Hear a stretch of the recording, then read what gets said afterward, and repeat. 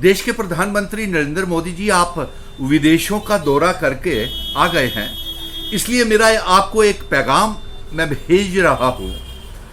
और जम्मू कश्मीर में अब जम्मू क्षेत्र के 10 के 10 जिलों में इतना आतंकवाद है, इतनी आतंकवाद की आग है कि जम्मू क्षेत्र में अब मातम छाया हुआ है 10 जिलों में, और इतने हालात खराब हैं जिसको हम बयान तक नहीं कर सकते हैं।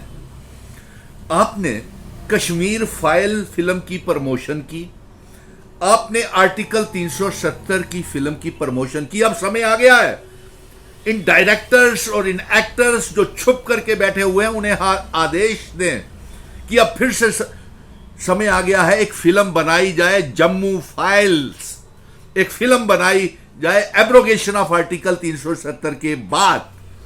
अब समय आ गया है।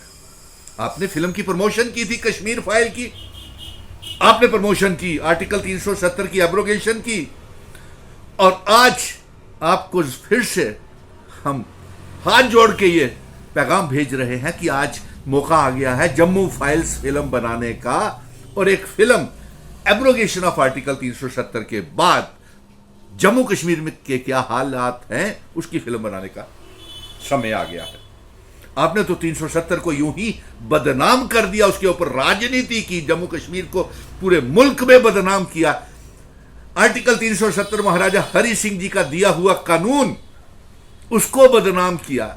हमारी आइडेंटिटी, कल्चर, डेमोग्राफी, इतिहास को पूरे मुल्क में बेचा गया और तोड़ करके मामूली सा यूनियन टेरिटरी बना दिया गया। और आज हालात, प्रधानमंत्री जी, आप फुर्सत होगी आपको तो आप मेरी ये बात जरूर सुनिएगा कि जम्मू इतना जल रहा है कि आज director general of police Jammu Kashmir और पंजाब के डायरेक्टर जनरल ऑफ पुलिस एक हाई लेवल मीटिंग करने की जरूरत पड़ गई है, क्योंकि तमाम 10 जिलों में इतना आतंकवाद, इतनी इनकाउंटर्स, इतनी टारगेटेड किलिंग्स, इतनी शहादतें इनोसेंट सिविलियंस की और सुरक्षा बलों की हो रही हैं। कौन जिम्मेवार है?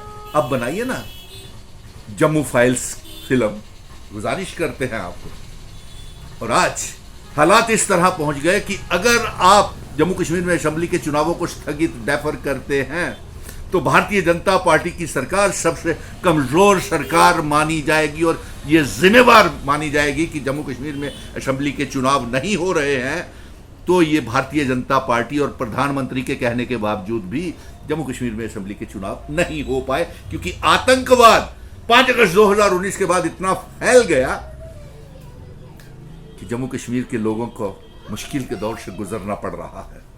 और मैं आज के साथ साथ आज चुनाव आयोग की भी बैठक है, मैं ये गुजारिश करूंगा कि बिना झुके, बिना डरे हम जम्मू कश्मीर के तमाम राजनीतिक दलों को इकट्ठा करेंगे, और जो सुप्रीम कोर्ट के हिदायत है कि 30 सितंबर से पहले पहले जम्मू कश्मीर में चुनाव करवाए जाएं, उस डेडलाइन के अंदर अंदर जम्मू कश्मीर में चुनाव होने चाहिए। हमें जान का कोई खतरा नहीं है, हम मारे जाएंगे तो मरते रहेंगे, हमारे उम्मीदवार मरते हैं तो मर जाएं, लेकिन अवाम के मसले, उनकी आवाज दबनी नहीं चाहिए।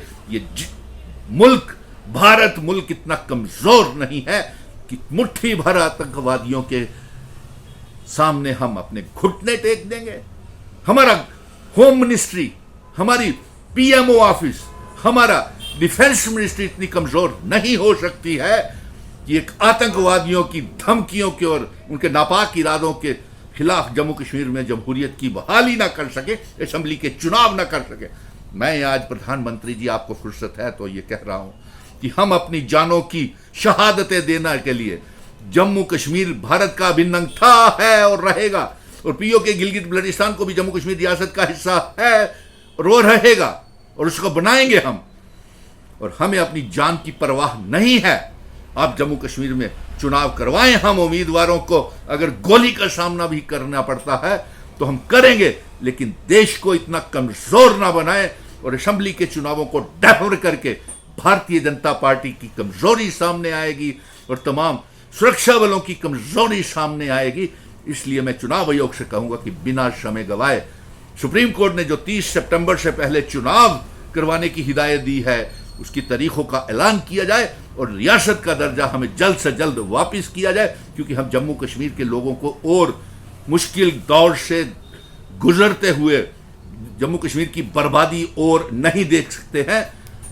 और अफसोस से कहना पड़ रहा है कि अब प्रधानमंत्री जी वो एक्टर्स, वो डायरेक्टर्स को कहिए कि आप जम्मू फाइल बनाएं और जम्मू के क्या हालात हैं, एब्रोगेशन ऑफ आर्टिकल 370 के जम्मू कश्मीर के, उसके ऊपर भी फिल्म बनाएं। आप ही ने प्रमोशन किया था, आप ही ने ये मार्गदर्शन किया था फिल्मों का, आप ही ने कश्मीर फाइल बनवाई थी।